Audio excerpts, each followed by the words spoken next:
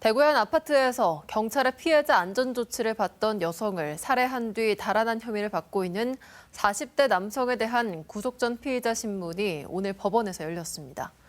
신문은 10분 만에 마무리됐고 법원은 피의자에 대한 구속영장을 발부했습니다. 변예주 기자입니다. 지난 14일 세종시에서 검거된 살인 피의자 48살 윤모 씨가 구속영장 실질심사를 받기 위해 대구지법에 출석했습니다. 50대 여성을 살해한 동기를 묻는 기자들의 질문에 윤 씨는 아무 대답을 하지 않았습니다. 범행 왜 저지르셨습니까? 배만 타고 올라간 건 언제 계획했습니까? 신문은 10분 만에 끝났는데 법원은 도주한 사실이 있고 일정한 주거지가 없다며 구속영장을 발부했습니다.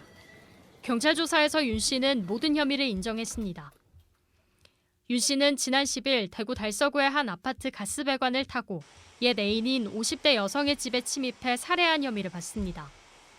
이후 윤 씨는 세종시로 달아난 뒤 도주 나흘 만인 지난 14일 한 창고에서 검거됐습니다.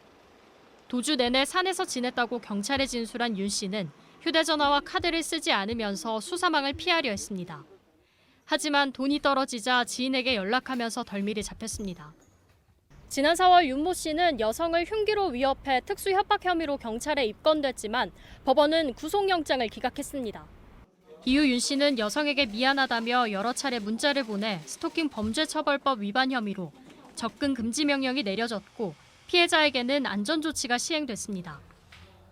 하지만 윤 씨는 불구속 상태로 경찰 조사를 받던 중 여성을 다시 찾아가 범행을 저지른 걸로 드러났습니다.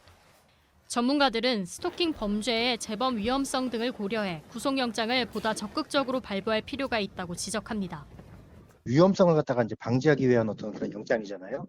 사안에 따라 가지고는 최대한 적극적으로 그다음에 이제 그래서 영장을 갖다 신청하고 영장을 발부받아서 유죄 판결이 나기 전 가해자에게 전자발찌를 착용하게 하는 등 있는 제도를 효과적으로 현실에 적용해야 한다는 목소리도 나옵니다.